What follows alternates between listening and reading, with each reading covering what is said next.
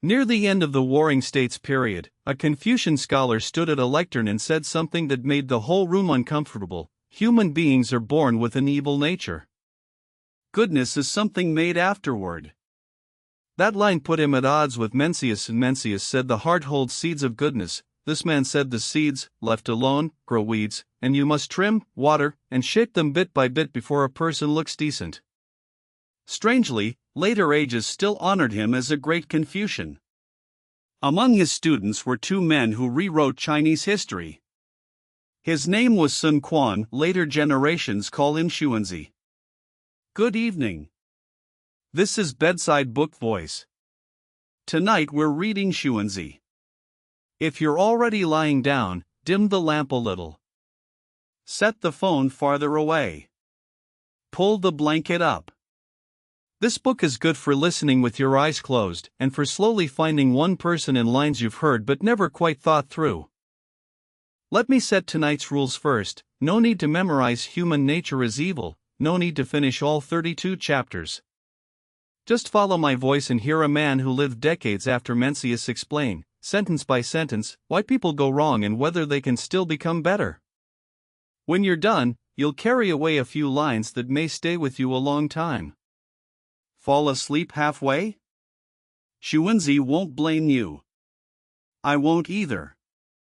Chinese people meet a few of these lines early in life. Blue dye surpasses the indigo plant. Without piling small steps you can't reach 1,000 miles. Carve without stopping and even metal and stone yield, yet most never know they come from the same man.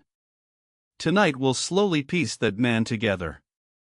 Why wasn't the man who dared say human nature is evil written off as a heretic?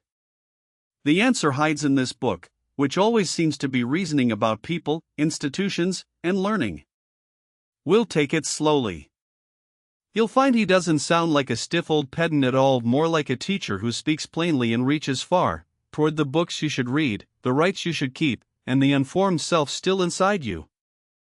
Xunzi reads differently from the Analects, which is mostly short dialogues, and from Mencius, which is mostly debate. Xunzi loves long essays, one after another, like late-night lectures, how to learn, how to live, how a ruler should govern. He lived at the end of the Warring States period, came from Zhao, traveled through Qi, Chu, and Qin, spent time at the Jixia Academy, and saw too many clever people and foolish deeds in a chaotic age.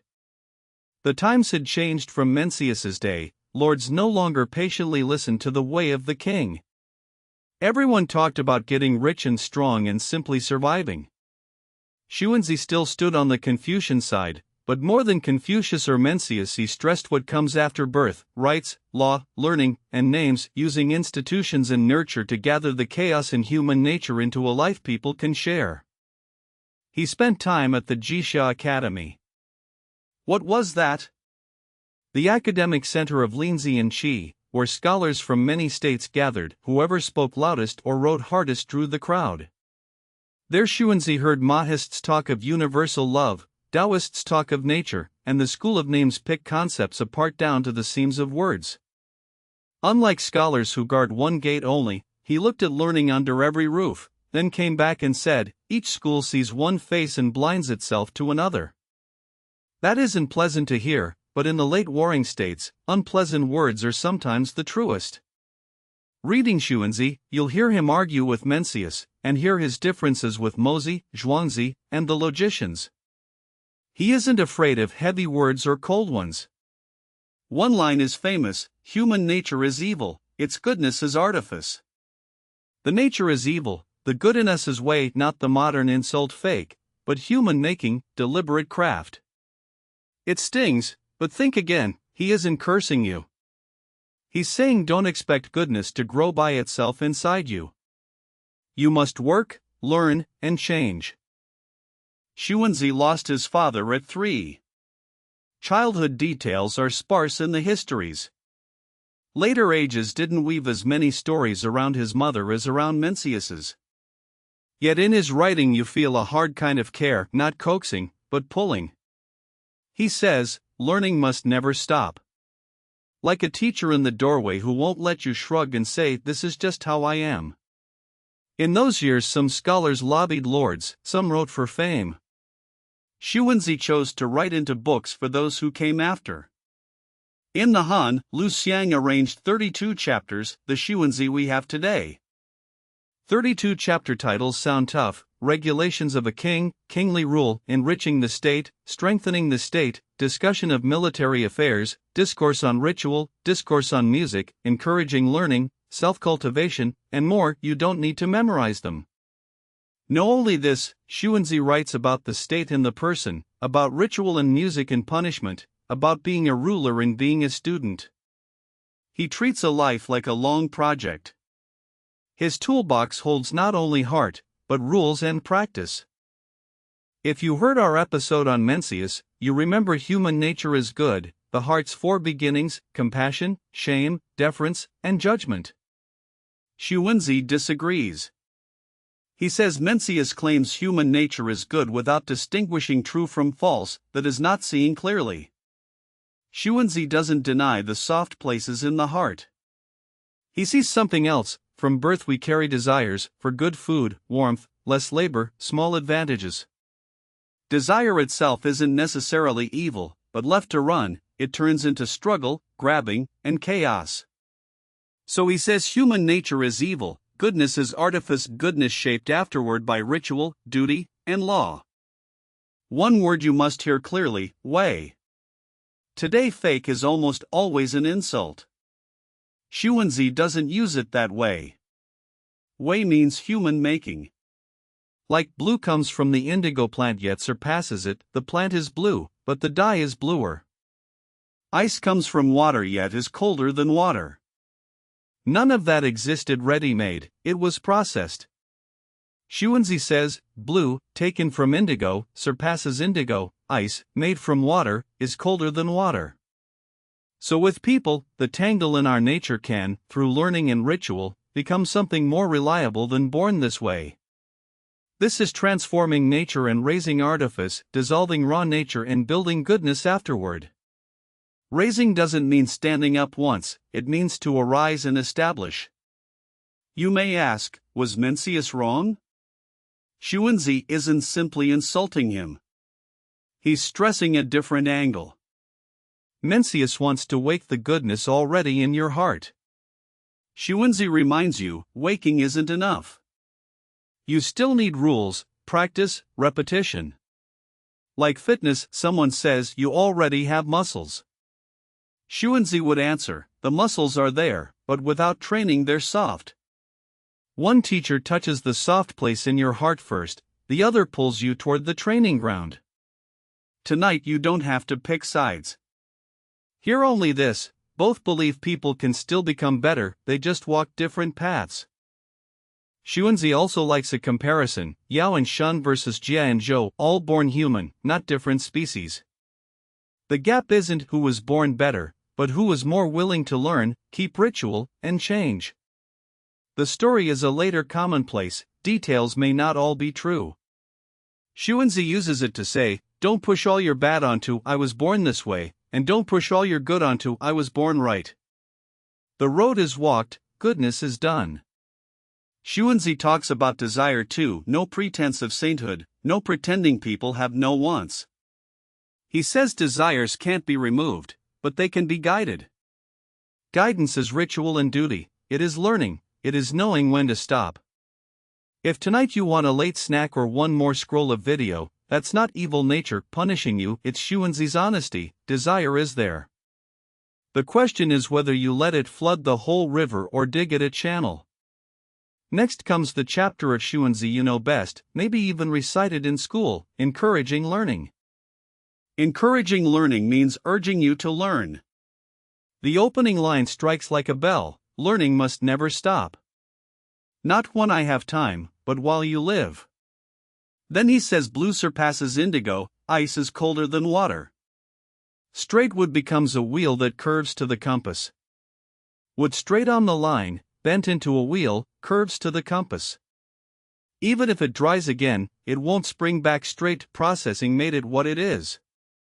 So with people, the noble person isn't born different from others, he is good at borrowing things: books, teachers, ritual, law. You may have used these lines in school essays, without piling small steps you can't reach 1,000 miles, without gathering small streams you can't make a sea. A thoroughbred leaps once and can't cover 10 paces, a nag walks 10 days and succeeds by not stopping. Carve and stop, even rotten wood won't break, carve without stopping, metal and stone can be engraved. Today they sound like slogans. Xunzi isn't shouting. He's saying don't wait to suddenly improve. Improvement is piled up. Another image fits a night like this: learning is like climbing high. To climb, you need a ladder. Without it, hands and feet won't get you there. Learning is finding your ladder. 1 page today, 1 lesson, 1 more minute with a good habit each adds a rung. Xunzi doesn't love sudden enlightenment. He loves don't stop. If you're always waiting for tomorrow to start, remember 4 words tonight: success lies in not stopping. Not to force an all-nighter, to admit that when you stop, it isn't nature sabotaging you. You're choosing to stop. Encouraging learning also speaks of using the mind. The earthworm has no claws or strong bones, yet eats soil above and drinks groundwater below, because its mind is single. The crab has 6 legs and 2 pincers, yet has no fixed hole except where eels and loach lie, because its mind is restless. No claws, no strength, yet the worm succeeds through focus, many limbs, yet the crab has no home through scatter. If tonight you feel you accomplish nothing, don't call yourself stupid first. Ask, am I trying to grab too much at once? Xunzi isn't asking you to become a machine. He's asking you to admit, a scattered mind loses to 1 small steady step.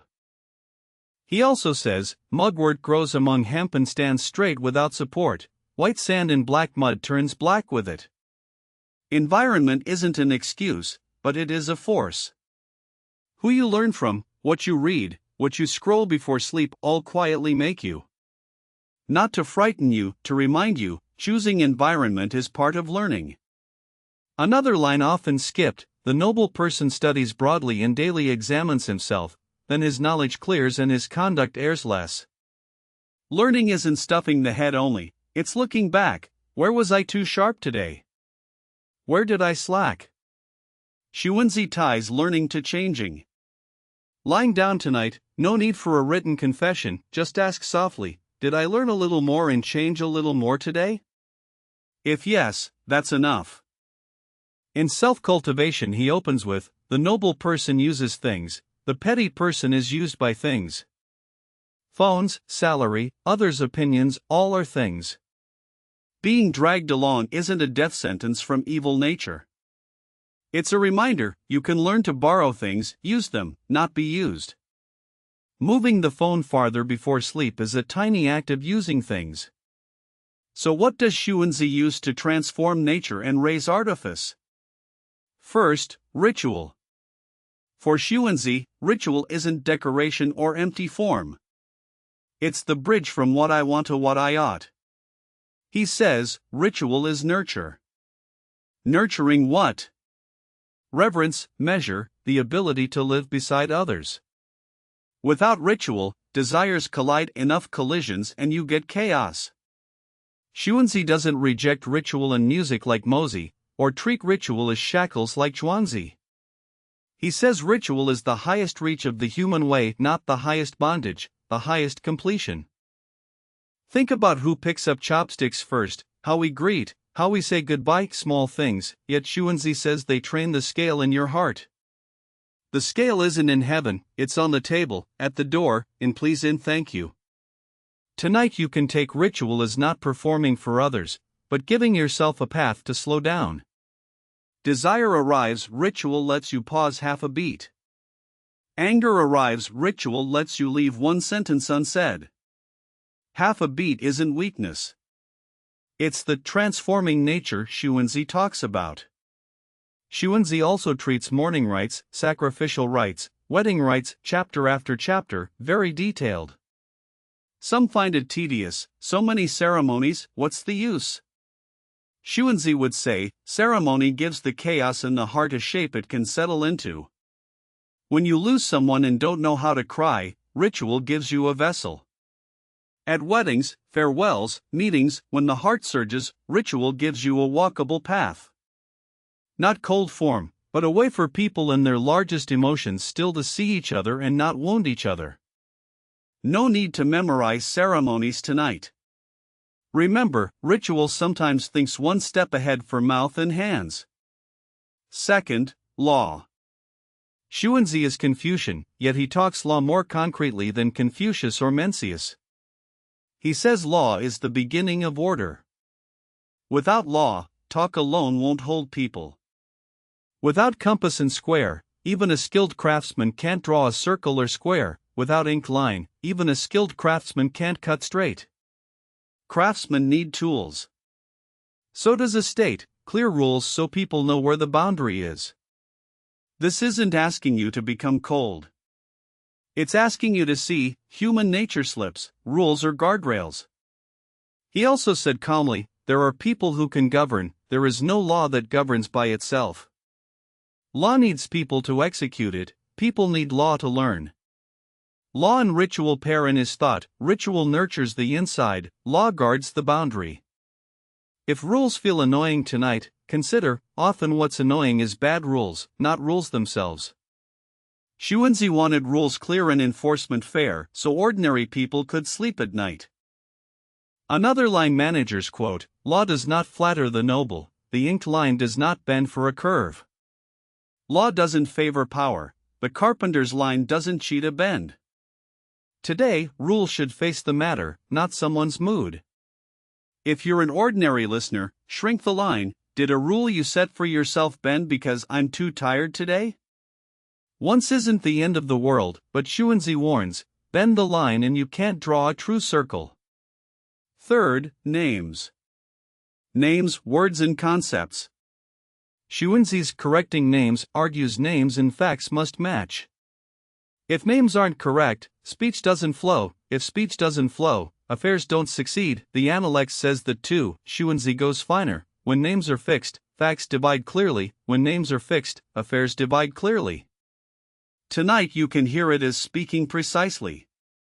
Separate lazy from tired, love from control, principle from temper.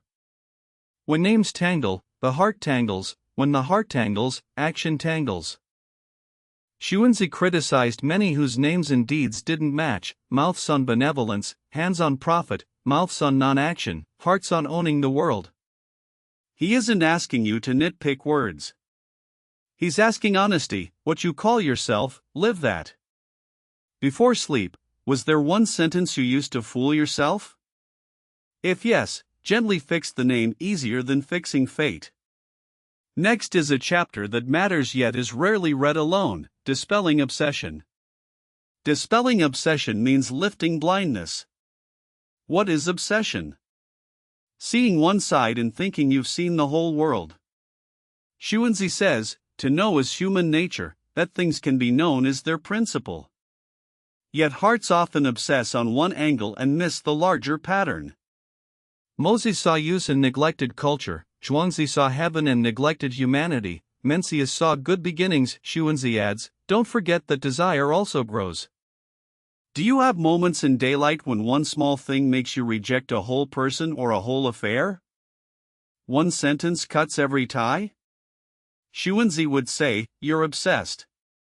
Not to scold, to ask you step back and see another face. The cure returns to learning and self-examination. Hear much, see much, think much and often ask, am I standing only on my one angle? Xunzi on heaven also differs from Mencius. Mencius's flood-like Qi sometimes makes heaven feel personal. Xunzi says, heaven's course is constant, it doesn't exist for Yao or vanish for Jia. Heaven has its patterns, humans have human work. The noble person responds to heaven, the petty person is confused by heaven, using heaven to scare and fool himself. That pulls Xunzi away from heaven's punishment superstition. Don't always say it's heaven's will. Learn when you should, change when you should, answer for what you should. He also says, strengthen the root and restrain use, and heaven can't make you poor, keep the body prepared and act in season, and heaven can't make you sick, cultivate the way without inviting disaster, and heaven can't harm you. It sounds practical, blame fate less, ask which step you missed. If tonight you feel nothing ever goes my way, Xunzi won't scold. He'll ask, root strong? Use restrained? Acting in season? Half an answer is enough to sleep. He also speaks of nurturing, not a spa, but tending, eyes, ears, heart. Eyes love color, ears love sound, hearts love profit, all nature. Nurturing isn't killing desire but ordering it, what to see first, hear first, think first. Scrolling before sleep isn't evil nature biting you, nurture wasn't arranged, bright screen grabs the eyes, heart runs after. If Xunzi lived today he might say, give the eyes a small ritual, 2 fewer screens before bed, not moral show, but space for the heart to return. Xunzi also talks governing. The ruler is the boat, the people are the water. Water carries the boat, water capsizes the boat. Tang Taizong later loved this line, its source is Xunzi. Compared with Mencius's, the people are most precious, Xunzi stresses that people must also be taught, guided by ritual and law, not only slogans. The bottom line is the same, don't treat people as tools. A lord who only takes and never gives, only presses and never nurtures, makes the water heave and the boat tips. He distinguishes sage king from tyrant, the sage king loves people, the tyrant loves himself. Simple to say, hard to do. Xunzi doesn't paint empty circles. He gets concrete, moderate taxes, restrained military service, clear punishments, widespread education. If you manage others and hear water carries the boat, don't only recite, ask, does my boat give the water reason to carry it? If you're ordinary, the same line may comfort, history has capsizings, but more days of carrying if you don't drive the water mad. He also speaks of honoring ritual and waiting law, raising ritual and respecting law, not choosing only one. Ritual without law, the bad aren't afraid. Law without ritual, the good grow cold. Xunzi wanted people willing to be good and afraid to be bad. Sounds ideal, yet in the late warring states he saw states that only spoke prettily or only acted harshly, both died young. If you're ordinary, translate honor ritual, wait law as nurture yourself with ritual, guard boundaries with law. No conflict. Xunzi also speaks of teachers. A teacher transmits the way, handles the craft, resolves doubt. Not only in schools books are teachers, ancients are teachers, a friend who corrects you is a teacher. Yet not everyone on a platform qualifies, check whether name and fact match, whether they truly help you transform nature and raise artifice. If someone changed you, no gift needed, thank them once in the heart. That's meet the way and align yourself. We're about halfway. During this breath, one small favor, if tonight's voice kept you company, tap like and subscribe, leave me a lamp in the dark. No need to sit up. One finger. Good. We continue with Xunzi. Next comes what people most misunderstand, his relation to legalism. Xunzi was Confucian, yet his famous students Han Fei and Li Si are often filed under legalism. Han Fei gathered legalist thought, Li Si helped Qin unify script and push commandery county rule. Later readers said Xunzi's students pushed his law and names toward a harder edge. Xunzi himself still stressed ritual, learning, and long nurture to transform nature. Han Fei and Li Si, in chaotic times, stressed power, method, and law's immediate effect. That doesn't mean Xunzi raised villains. It means a body of thought about order and reshaping human nature could be pushed different ways at the end of the warring states. Li Si later helped Qin unify and joined book burning. Han Fei died in Qin yet his writings remained. Would Xunzi have ached to see it? History won't tell us. Yet Xunzi still writes, the noble person's way, learn it, refine it, live it. Learn without refine without light equals not learning. He ties knowing and doing tight, don't leave reason on the tongue or law on paper. Hearing evil nature tonight, don't rush to agree or fight, ask first, did I live even a little today? Xunzi criticized Han Fei for seeing one side and missing another, Xunzi for obsessing on heaven and missing humanity, Mozi for obsessing on use and missing culture and ritual measure. Like a judge walking the schools, each has truth, each skews. For Confucianism to stand straight, it must gather, yet the center remains. People can change through learning, ritual, and names matching facts. With Moism he had another famous split. Mahists preached universal love without gradations. Xunzi preached graded love, love parents first, then extend outward. Universal love sounds louder, yet Xunzi would say, if you're false to those nearest, the love pushed outward is often slogan. Not opposing kindness, opposing empty shouting. Tonight don't pick a champion between schools. Ask, was I more careless with those closest than with strangers? Fixed at one place before reciting love all under heaven. The chapter Human Nature is Evil speaks most plainly. Born liking profit, follow that and strife rises while deference dies. Born with envy and hate, follow that and injury rises while loyalty dies. Born with sensory desires for color and sound, follow that and disorder rises while ritual dies. Therefore ritual, duty, and law, like potter and carpenter, shape human nature. Shaping isn't flattening people, it's letting them live together. You may ask, does this leave any freedom? Xunzi would say freedom isn't indulging every desire, freedom is learning to negotiate with desire.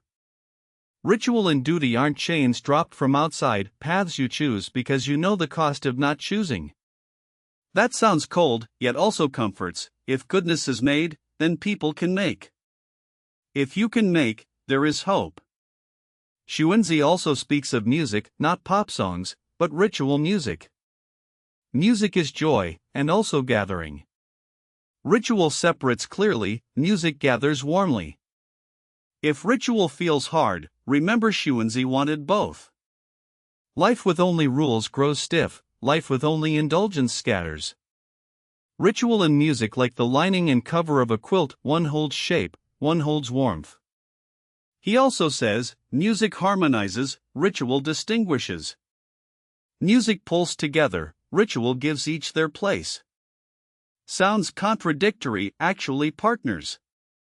Without distinction, chaos, without harmony, cold. At home, at work, in group chats, ask, only distinction so everyone guards themselves? Only harmony so boundaries blur? Xunzi was saying this 2,000 years ago. Xunzi also says, pile earth into a mountain and wind and rain gather, pull water into a deep and dragons appear, pile goodness into virtue and the spirit clears and the sage heart completes. Still piling, same breath as encouraging learning. You needn't become a sage overnight. One less cruel sentence today, one kept promise, one more page, all piling. On noble and petty he avoids labels. The noble person doesn't seek only full belly or soft bed, he is quick in affairs and careful in speech, needing the way he aligns himself. The petty person boasts beyond deed and acts below word. Tonight don't ask which am I. Ask, was I careful in speech once today? If yes, you moved an inch toward noble. On honor and disgrace, the noble person seeks in himself, the petty person seeks in others. Stings, yet before sleep it saves tossing, on what angered you today, was half of it unset names, unkept ritual, uncontinued learning? Find half, don't scold yourself awake. Xunzi also speaks of war, not loving battle, but facing warring states' reality. Without force a state can't survive, with force alone it can't endure. Unlike Mencius's army of righteousness, Xunzi asks, is this war to protect people or a lord's face? For face is the tyrant's road, so people can go home and farm is the only must war. Hearing war, don't only see battlefields, see life's hard collisions too, are they worth it?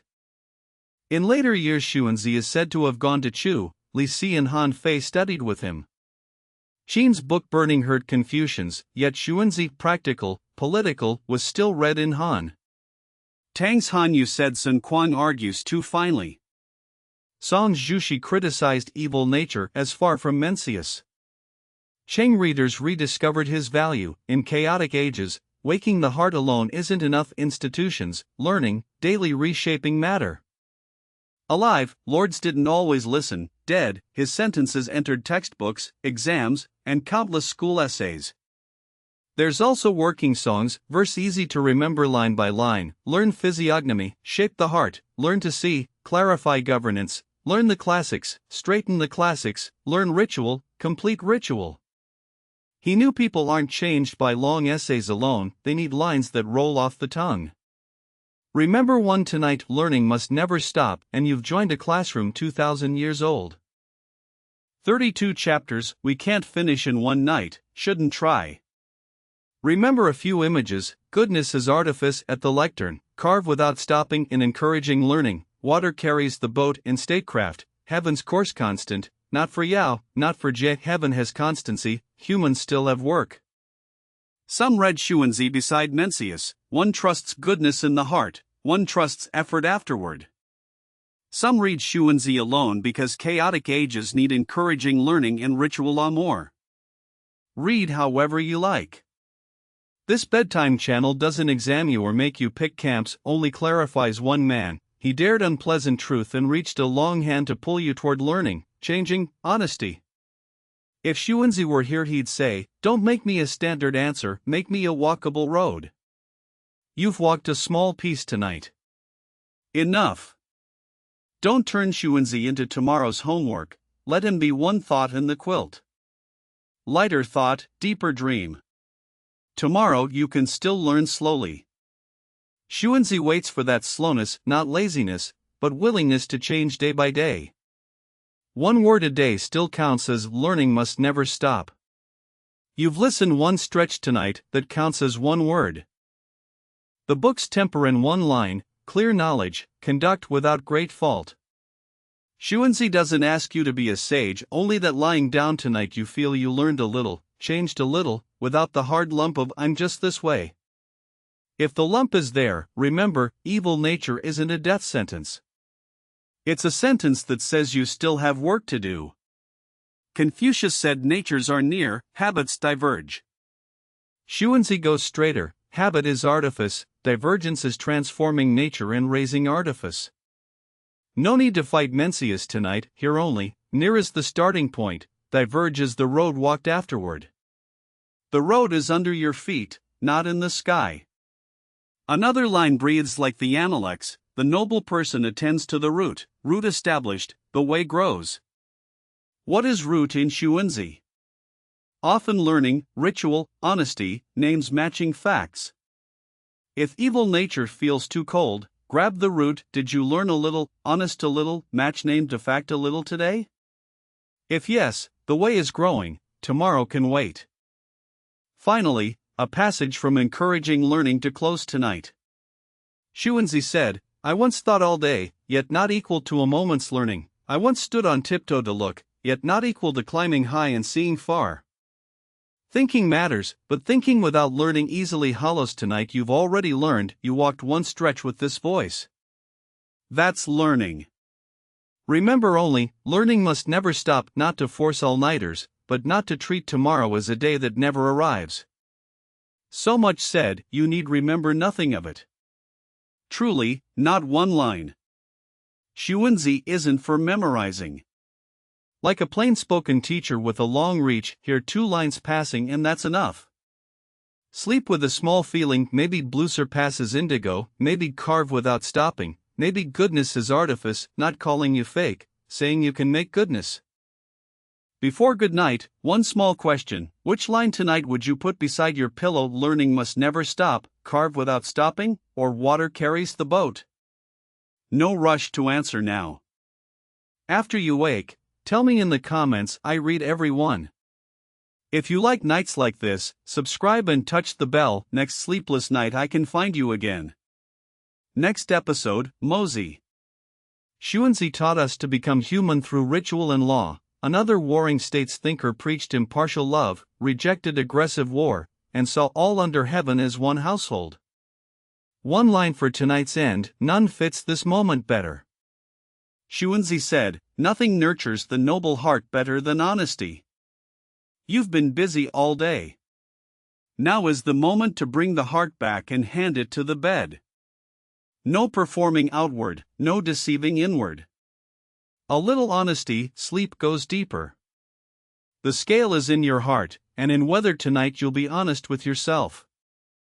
Let the lamp stay dim. Nothing to fight, nothing to perform. Tomorrow you'll be human again, tonight be the lightest part a person lying down. If Xunzi saw, he'd likely say that's enough.